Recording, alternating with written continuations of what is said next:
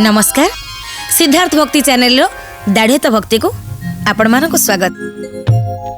आपण शुणुचंती भक्त तुलसीदासंकर संवाद किभली भावरे से शुणुचंती महाप्रभुंकर दिव्य कथा। तांको ग्राम रे रामायण ग्रंथ पाठ करा जाउची आ रामायण ग्रंथ रे प्रभुंकर जन्म पर्यंत बा जन्म ठारू ताड़का को मारिबा अहल्या को उद्धार करिबा तांकर अभिषेक हेबा ता सहित राम ठाकुर वन को जीवा ठाकुर को दुख बेले निजे कांदुचंती आ ठाकुर को सुख बेले निजे हसुचंती। वन भितर माया मृग पछरे प्रभु धाइबा आ लक्ष्मण चली जीवा सीता को एका करी सही समय रे रावण छद्मवेश रे पहुंची भिक्षासी रूप धारण करी सन्यासी रूप धारण करी रावण पहुंची जाइचंती सीतांकर कुटीर ठीक सम्मुख रे। आउ कौन है चलतु रामदास कौन लिखुचंदी तांको भक्ति स्तबक रे सुनि नबा। कपटे होई न सन्यासी पर्णकुटीरे जाई पसी जानकी देवी भुज धरी बळे से पसिला अटारी रथरे बसाइला ने सुने गमिला बेग होई सुने गमिला बेग होई सुने गमिला बेग होई। शुणुचंदी तुलसीदास रामायण ग्रंथ। रावण सन्यासी बेश ही पहुंची जाइचंदी सीतांकर द्वार देश रे डाकुचंदी किए अछंती माँ भिक्षांग देही भिक्षांग देही भिक्षांग देही। साधु सन्यासी भिक्षासी को शून्य हस्त रे फेराई देबा आम मानक धर्म नुही सनातनी परंपरा यह कहूनी। दान करिबा होची सनातनी परंपरा एक बलिष्ठ अंग जहाँ को ठाकुराणी मध्य आपणे नेले कुटीर बाहर को टिके चली आसिले आउ जहाँ किसी तांको आश्रम रे थिला एत तपस्वी जीवन यापन करुचंदी वनवास रे अछंती वनर फलमूल जहाँ किसी थिला ताकू धरी ठाकुराणी बाहर को चली आसुचंदी आउ रावण ठाकुराणी को हाथ धरी ओटारी आनी पुष्पक विमान रे बसी उड़ी जाउछि। तापरे ए सबु कथा को सुनुचंदी किए ना तुलसीदास कांदुचंदी आहा मो मां को रावण चोरी कर नहीं गला एडे दुख मो माँ पाइले। आउ कौन है रामदास कौन कहते चलते शुणा। मिलिला लंकापुरे जाई सीता देवी की तही थोई एहा श्रवणे से ही सुनी कुली संघात प्राय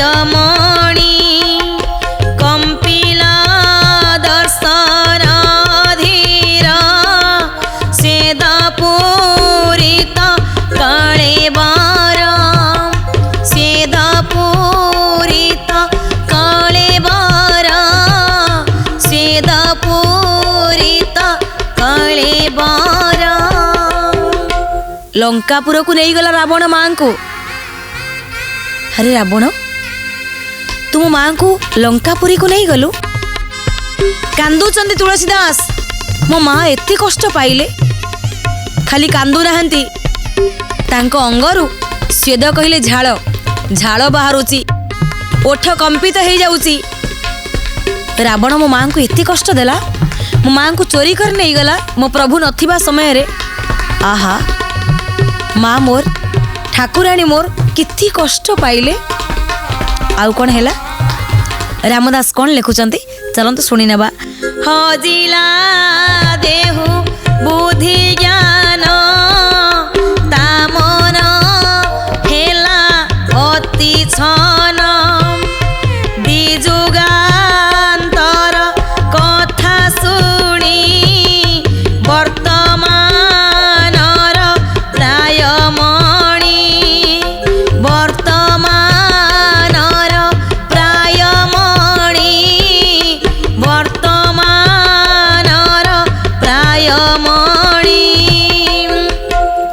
ରାଗ ହେଇଗଲା, କମ୍ପି ଉଠିଲା ଓଠ। ରାବଣ ତୁ ଏତେ କର୍ମ କଲୁ, ମୋ ମାଆଙ୍କୁ ଚୋରି କରି ନେଇଗଲୁ। ଦି ଯୁଗାନ୍ତର କଥା, ଅର୍ଥାତ୍ ଦି ଯୁଗ ଭିତରେ ଅନ୍ତର ଫରକ ନା। ତୁଳସୀ ଦାସ ହେଉଛନ୍ତି କଳି ଯୁଗର। ଯେଉଁ ଦି ଯୁଗ, ତୃତୀୟା ଯୁଗରେ ରାମାୟଣଙ୍କର ଘଟଣା ଘଟିଥିଲା। ଦି ଯୁଗ ଅନ୍ତରରୁ ତୁଳସୀ ଦାସ ଯେଉଁ ଶୁଣୁଛନ୍ତି ରାମଙ୍କର କଥା, ଆଉ ରାମଦାସ ପ୍ରମାଣ କରୁଛନ୍ତି ଦି ଯୁଗର ଅନ୍ତର ମାନେ ଇଏ ହେଉଛି କଳି ଯୁଗର ଘଟଣା। ଆଉ ରାମ ଠାକୁର ତୃତୀୟା ଯୁଗର, ତାଙ୍କ ଭିତରେ ଅନ୍ତର ହେଉଛି ଦ୍ୱାପର ଯୁଗ, ତାପରେ ଯାଇକି କଳି ଯୁଗ। ସେଇ କଳି ଯୁଗର ଘଟଣାକୁ ଶ୍ରବଣ କରୁଛନ୍ତି କିଏ ନା ତୁଳସୀ ଦାସ। ତାପରେ ବି ସେ ରାଗି ଯାଉଛନ୍ତି, ଜାଣିପାରୁନାହାନ୍ତି ସିଏ ତୃତୀୟା ଯୁଗର ଘଟଣା ବୋଲି। ସିଏ ଭାବୁଛନ୍ତି ଏବେକାର ଘଟଣା, ଏବେ ଏ ଘଟଣା ଘଟି ଯାଇଛି। ତେଣୁ ତାଙ୍କର କ୍ରୋଧ ଆଉ ନିଜେ ସମ୍ଭାଳି ପାରୁନାହାନ୍ତି। ଆଉ କି ପ୍ରତିକ୍ରିୟା ସୃଷ୍ଟି ହେଉଛି, ଆଉ କି ଲକ୍ଷଣ ସୃଷ୍ଟି ହେଉଛି ତାଙ୍କ ଶରୀରରେ, ଚାଲନ୍ତୁ ଶୁଣି ନେବା। କ୍ରୋଧେ ବଚନ ଗଦ ଗଦ ଉଠିଲା କରି ଘୋର ନାଦ ନୟନ ତମ୍ବା ଚକ୍ର ପ୍ରାୟ ବୋଇଲ ଯିବି କେଉଁଠାଏ ଆଜି ମାରିବି ନାରୀ ଚୋର ସେ ବଂଶ ସହିତେ ତାହାର। କିଛି ଜାଣିପାରୁନାହାନ୍ତି, ରାଗିକିରି ହଠାତ୍ ଠିଆ ହେଲେ। କୋଉଠି ସେ ରାବଣ, କୋଉଠି ସେ ଲଙ୍କା? ଏବେ କୁହ, ମୁଁ ଏବେ ଯିବି ସେ ନାରୀ ଚୋରକୁ ମାରିବି। କେବଳ ତାକୁ ନୁହେଁ, ତାର ବଂଶକୁ ମୁଁ ମାରିବି। ଯିଏ ମୋର ମା ଠାକୁରାଣୀଙ୍କୁ ଚୋରି କରିଛି, ମୁଁ ତାକୁ ମାରିବି, ଯିଏ ନାରୀ ଚୋରକୁ ମାରିବି। ସମଗ୍ର ନାରୀ ଜାତି ପ୍ରତି ତାଙ୍କର କେତେ ସମ୍ମାନ ବୋଧ ଥିଲା। ତୁଳସୀ ଦାସଙ୍କର ଏଇ କଥାରୁ ହିଁ ସେ ପ୍ରମାଣ କରିଦେଇଛନ୍ତି ଯେ ମୁଁ ସେ ନାରୀ ଚୋରକୁ ମାରିବି, କେବଳ ତାକୁ ନୁହେଁ ତା ବଂଶକୁ ମାରିବି। ସେ ବଂଶରେ ଯେମିତି ଆଉ କେହି ଏଭଳି କାର୍ଯ୍ୟ ନ କରନ୍ତୁ। କ୍ରୋଧ ଜର୍ଜରିତ ହେଇ ସେ ଉଠିଗଲେ, ଭାବ ବିହୋଳ ହେଇଗଲେ, କହିଲେ ଏବେ ମୁଁ ମାରିବି। କୋଉଠି ସେ ଅସି ନାରୀ ଚୋର, ସେ ଲଙ୍କା କୋଉଠି, ଆପଣମାନେ ମୋତେ କୁହନ୍ତୁ। ପୁଣି ତାର ଆଖି କେମିତି ହେଇଯାଇଛି ନା ଲାଲ, ତମ୍ବା ଚକ୍ର, ଗୋଟେ ଗୋଲେଇ ତମ୍ବା ଭଳିଆ ହେଇଯାଇଛି, ତମ୍ବା ଚକ୍ର ଭଳିଆ ହେଇଯାଇଛି। କାରଣ ରାଗିଗଲେ ମଣିଷର ଲାଲ ଇସତ ଲାଲ ବରଣ ଦେଖାଯାଏ ମଣିଷର ଆଖି। କ୍ରୋଧ ଜର୍ଜରିତ ହେଇଗଲେ ବା ଅନିଦ୍ରା ରହିଲେ ଆମ ଆଖିର ରଙ୍ଗଟା ଟିକେ ବଦଳିଯାଏ। ତୁଳସୀ ଦାସଙ୍କର ଆଖିର ରଙ୍ଗ ମଧ୍ୟ ତମ୍ବା ରଙ୍ଗ ପରି ହେଇଗଲା। କହିଲେ ମୁଁ ଏବେ ଯିବି ରାବଣକୁ ମାରିବି। ଆଉ କ'ଣ ଘଟିଲା, ରାମଦାସ କ'ଣ ଲେଖିଛନ୍ତି?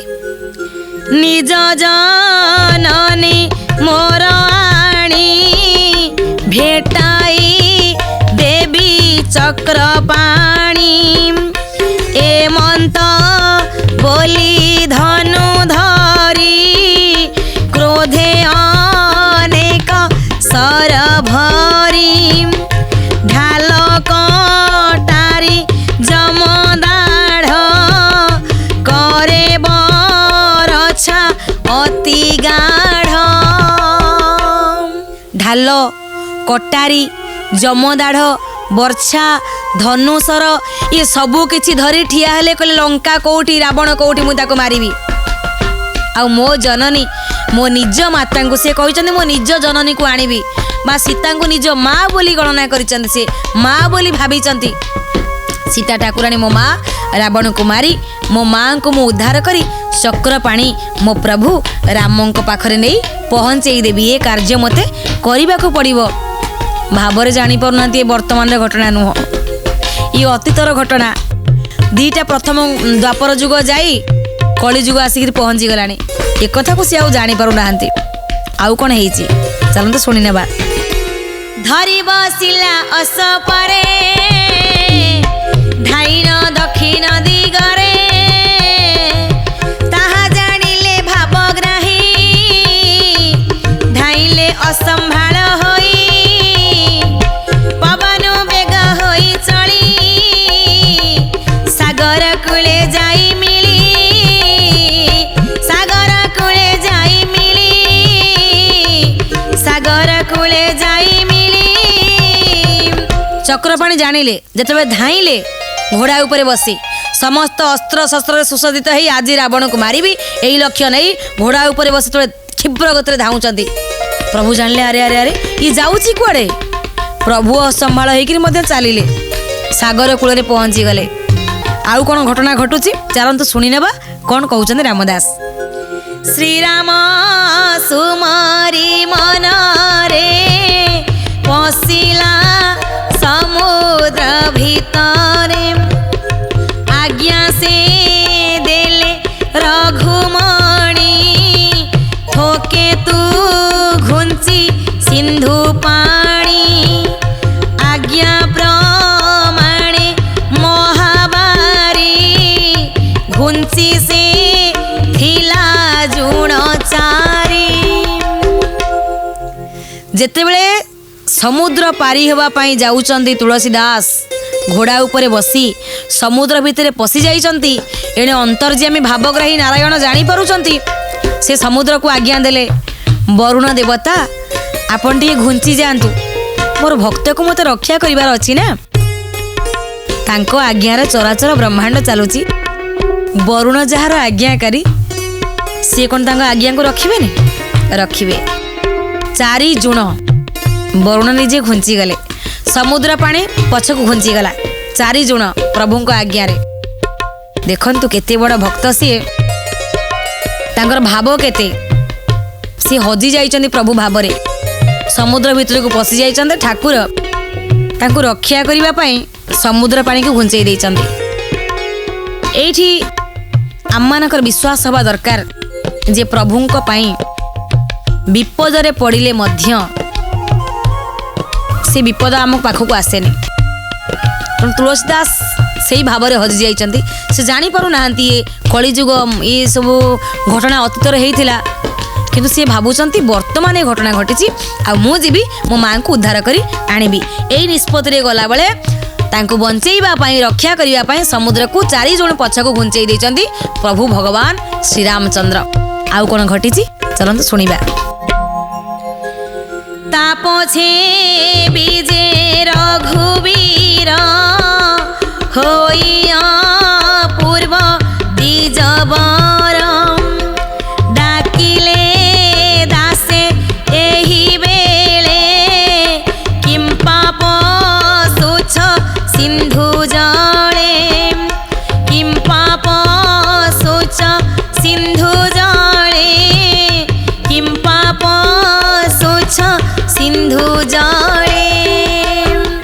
तुलसीदासंकर नाथ रघुनाथ सी चली आसिले जड़े दीज ब्राह्मण रूप धारण करी पहुंची गले। डाकिले दासे सुन सुन तमे ए समय समुद्र रे काहे की पशुच कौन कारण कौन पछरू डाकिदेले चाहिदेले तुलसीदास दिव्य ब्राह्मण आउ कौन हैला से कथा फेड़ी कह मोते ए देह नना सबी अर्थे ता शुणी दास क्रोध भरे बोइले शुण दी जबर जे सीता जगत जननी तांकु रावण गला घेनी ता वंश निवंश करिबी जानकी मान उधारिबी जानकी मान उधारिबी जानकी मान उधारिबी। पछरू डाकिदेले ब्राह्मण बेश धरी राम पछकु चाहिदेले रागिकी अछंती कहले हे द्विजवर आपण शुणंतु।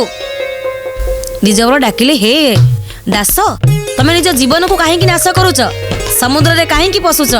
ये कहले ना ना आज जहाँ भी हो जाऊ एते साहस रावणर सी मो मां को चोरी कर नहीं जीव आउ ता लंकापुर रे रखिची मु जाऊची मो मांकर मान सम्मान को फेरई आनिबी रावण को मारिबी ता वंश समस्त को मारिबी समस्त को मारी मो मां ठाकुराणी को मु उद्धार करी मो प्रभु राम ठाकुर पाखे अर्पण करी मो ठाकुर ठाकुराणी को किसी विपद मु हवा पाई देविनी यह मोर कर्तव्य मु तांकर दास मोर प्रभुंक सेवा करिबा मोर कर्तव्य तेणु मो ठाकुराणी को मो मां को उद्धार करिबा तो पुओ हिसाब रे मोर कर्तव्य तेनिक मो जीवन रहू बा मो जीवन जाऊ।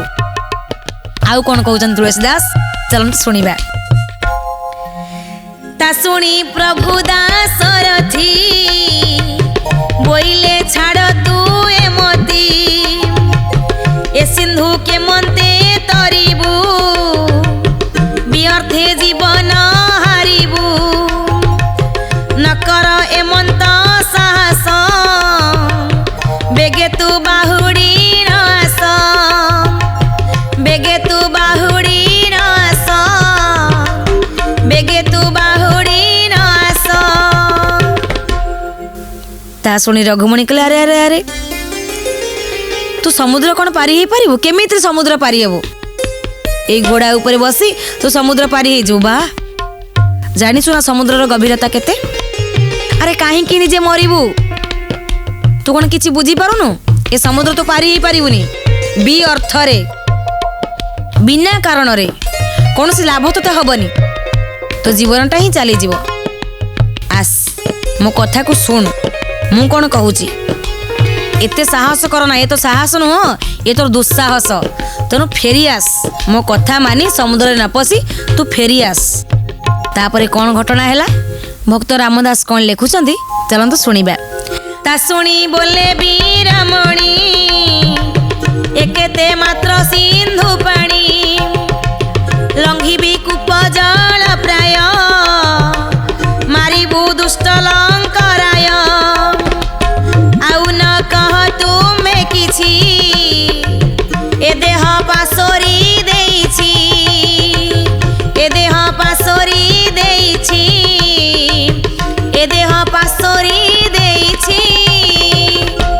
आपण कौन भाबुचंती जोठी मो माँ को से दुष्ट राक्षस चोरी कर नहीं सेतबे मु मो बरिबा बंचिबा कथा चिंता करिवि ना असंभव मोर आउ देह पई लोभ नाही मोर गोटिए मात्र लक्ष्य मो माँ को मु उद्धार करिवि ए समुद्र केते ए समुद्र मो पई किछि नुहे मु लंघन करिवि कुआ भलिया समुद्र को मु पार हे जीवी आ मो माँ को उद्धार करिवि जोठी माँ विपद रे थाए सेठी संतान कौन ता विपद कथा चिंता करिवो नहीं मु समुद्र पारी हेबी मो ठाकुराणी को उद्धार करिवि हे विप्रवर मो माँ विपद रे पड़ीचंती ना ए समय मु मो कथा चिंता करिवि ना ना ना कुपुत्र जायते कोपी कुमाता न भवत संतान कुपुत्र हेई पारे माँ केबे कुमाता हुए ना माँ ठारु बड़ दुनिया रे कोन आउ की अछि माँ लो तो ठारु जगत आरंभ आउ तो भीतर ही जगत शेष संतान जेतबे विपद रे पड़े आपे आपे केही कहि नथिबे आपे आपे ता कंठरु बाहरी आसे माँ ई माँ शब्द रे एते कुहुक एते ममता थाए सबु किछि दुख सबु किछि कष्ट सबु विपद को हरण करिवार शक्ति ए माँ डाकर ही थाए। तुलसीदास कहउचंती हे विप्रवर आपण कौन कहउचंती मो माँ विपद रे पड़ीची आ मु मो कथा चिंता करिवि एते स्वार्थपर पुओ मु नुहे मोर जीवन रहू बा मो जीवन जाऊ मते मो माँ को उद्धार करिवार अछि माँ अमूल्य मार नाम होची अमूल्य जेते सेवा कले मध्य जीवन तिल तिल करी जीवन को जाली माँ को सुख देले मध्य आमे सुझी पारिबानी माँ रो ऋण माँ बोली शब्द अमूल अमूल तार किछि ही तुलना नहीं मो माँ पई थरे कौन हे विप्रवर आपण भाबुचंदी मो बुढ़ी मरी जीवी तो थरे नुहे मो माँ पई मु 1000 थर मरी पारिबी मु लक्षे थर मरी पारिबी कोटि कोटि थर मो जीवन दे पारिबी थरे नुहे खंड खंड करी तिल तिल करी मो मांस को काटी दे पारिबी मु पूर्ण रक्त को मु निगाड़ दे पारिबी मो माँ पई मु सब किछि करि पारिबी किंतु मते आगो को जीवा को हबो आउ कोन कहउचंदी चलंत सुनि नेबा। हे विप्र न कटाळ मोते बोली न धाइला तुरीते ताहार मन प्रभु जानी बोइले धन्य वीरमणि तू एबे आसले उठिन श्रीराम माइले रावण श्रीराम माइले रावण श्रीराम माइले रावण। ब्राह्मण रूपधारी राम डाकिते धन्य धन्य तुम्हें तुलसीदास ମୁଁ ଜାଣିଲି ତୁମର ମନୋଭାବକୁ ଜାଣିଲି, ତୁମେ ଧନ୍ୟ ବୀର। ହେଲେ ଗୋଟିଏ କଥା ଶୁଣ, ତମେ ଯେଉଁ ରାବଣକୁ ମାରିବାକୁ ଯାଉଛ, ସୀତାଙ୍କୁ ଉଦ୍ଧାର କରିବାକୁ ଯାଉଛ, ସେ ରାବଣ ଆଉ ବଞ୍ଚିନି। ତମେ ଯେଉଁ ରାମାୟଣ ଗ୍ରନ୍ଥ ଶୁଣିଥିଲ ଅଧାରୁ ଉଠି ଆସିଲ ନା, କିନ୍ତୁ ତାପରେ କ'ଣ ହେଲା ସେ କଥା ତମେ ଶୁଣିନାହ। ଏଇ ଯେଉଁ ରାବଣ ସୀତା ଠାକୁରାଣୀଙ୍କୁ ଚୋରି କରି ନେଇଥିଲା, ତାକୁ ଶ୍ରୀରାମ ମାରି ସାରିଛନ୍ତି। ଶ୍ରୀରାମଙ୍କୁ ଦ୍ୱାରା ସେ ମୃତ, ସେ ଆଉ ବଞ୍ଚି ନାହିଁ। ଶ୍ରୀରାମ ତାକୁ ମାରି ଠାକୁରାଣୀକୁ ଉଦ୍ଧାର କରିଛନ୍ତି। ତେଣୁ ସେଇ ପୃଥିବୀ ନନ୍ଦନା ସୀତାଙ୍କୁ ଉଦ୍ଧାର କରିଛନ୍ତି ରାମ। ତମ୍ଭୁ ସୁତା ମୁକ୍ତି ମୁଦାର ହାସମ ବନ୍ଦେ ଯତ ଭବ୍ୟ ଭବ ଦୟାଶ୍ରୀ। ଏ ପୁରୁଷ ଉତ୍ତମ ରାମ ଯେଉଁ ସୀତାମାତାଙ୍କୁ ଉଦ୍ଧାର କରି ଆପଣ ନାରୀ ଜାତିର ଟେକ ରଖିଲେ, ସମ୍ମାନ ରଖିଲେ, ତମ୍ ଭଗବନ୍ତମ୍ ମର୍ୟାଦା ପୁରୁଷୋତ୍ତମ ରାଘବେନ୍ଦ୍ରମ ରଘୁକୁଳ ତିଳକମ୍ ଶ୍ରୀରାମଚନ୍ଦ୍ରମ୍ ଅହମ୍ परम प्रीत्या परम प्रेमणा परम सधया बा वंदे भजे प्रणमामि नमस्कारोमि आवाहयामि। से पुरुष उत्तम राम, से भगवान राम जे सीता माता को उद्धार करथिले, भव्य भव दयाश्री जे होचनी भव्य भव। समस्त अवतार भितरे सप्तम अवतार को पवित्र अवतार बोली कहा जाइछि, राम अवतार बोली कहा जाइछि। मोह कपट छल छिद्र न भावा, जहाँक चरित्र रे सामान्यतम मोह नहीं, कपट नहीं, छलना नहीं, छिद्र मध्य नहीं। तम भगवंतम सही भगवान मर्यादा पुरुषोत्तम राघवेन्द्रम अहम परम भक्तिया परम भक्ति रे परम प्रीति रे परम प्रेम रे परम श्रद्धा रे मु वंदना करुची, प्रणाम करुची, भक्ति निवेदन करुची। शतबार प्रणाम से राम ठाकुर जी छद्म बेशरे चली आसिले भक्त को रक्षा करने पाई ब्राह्मण बेशरे। कहले हे वीर तुम्हें शुण, रावण मरी सारी आउ श्रीराम तांको मारी सारी। आउ कौन है चलते शुणा। सीतांकु घेनी बीजे कले तु एबे जुझिबु कातुले, तु एबे जुझिबु कातुले, तु एबे जुझिबु कातुले। से कौन खाली मारिचंती रावण को, सीता को मध्य आनीचंती। सीता आसीचंती, आउ लंकापुर रे माता सीता नाहांती। राम ठाकुर सीतांकर मर्यादा को फेरई आनीचंती। तुम से एबेकार घटना नुहे, रावण मरी सारी। तुम्हें एबे समुद्र पारी ही गले कहा संगे युद्ध करिवो, तेणु व्यर्थरे निजर जीवनटा को दियोनी। समुद्र पारी हो नहीं, से घटना घटी सारी। एबे तुम्हें फेरी आस। दर्शक बंधु, तुलसीदास ब्राह्मण वेशधारी रामंकर कथारे फेरी आसबे ना आग को जीवे, ए घटना सुनिबा परे तांको प्रतिक्रिया कौन हबो ताहा तो आपण जानिबे, किंतु परवर्ती अध्याय रे। वर्तमान पई समय सरी जाईची। ए अध्याय को आमे एइठी रखिबा। नमस्कार।